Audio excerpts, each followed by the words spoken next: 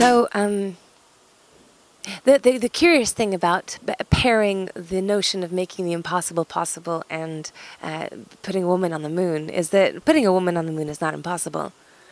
A man's already been there, it's perfectly possible. We've proved it, and I think there's a risk of wanting women to do the things that men have done in order to create the illusion of equality.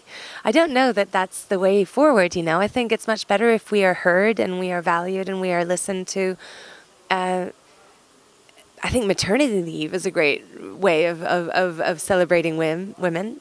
But anyway, that's not really what I spoke about. What I spoke about was more like the moonshots that interest me, because I think the future is moving at such a great speed in new technology, doubling up its capacity, as Salim was saying earlier on. And I feel like at the same time we are losing our connection with our own life and our own existence and life itself on this planet. And so I work with James Cameron on Avatar, and it's a very, very highly technical, sophisticated form of filmmaking. So it's probably breaking all the rules right now in terms of what a film is capable of doing. And yet the film, the first film when it came out, is the most watched film of all time. I don't think it was because of the technology. I think it's because of the story of a technocratic warmongering society that comes to, take the natural resources of this beautiful, pristine planet, and the defenders of this planet that seem primitive to those technocrats, that rise up to defend their mother, to defend their home. That's what got to people, and I think even deeper than that, it was the connection that the Na'vi feel with their environment.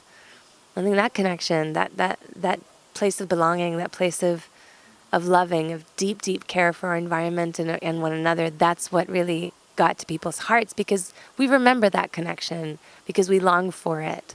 And so as we advance and take these incredible steps forward in technology, can we back it up with a sense of nurturing the deep love and care and compassion for the planet, for life itself, for one another, for ourselves?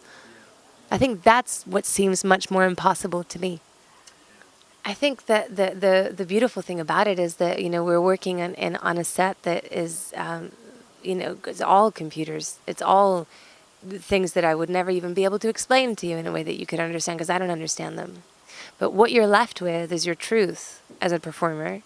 It's all you have. There's nowhere to hide. There's 300 cameras in the ceiling. There's 2 cameras that follow you around here. There's nowhere to hide. You're just you and your truth. So you have to fill it with more feeling than anything, and more imagination than anything. And that's the crazy bit that I didn't expect about the work. Yes, he is such a legend. He's a very passionate man. He's a very bright man. He's a deeply caring man. He is a wonderful eco-warrior, and he's a man that's totally unafraid to do what he believes in, and he will do it all the way and not falter for a second. He's given me a lot of advice, but I think he lives the example rather than tells you how to behave. I think he's always curious to see what we bring to the table, so I think he doesn't necessarily affect us too much, But what I've learned from him, which I think is more useful, is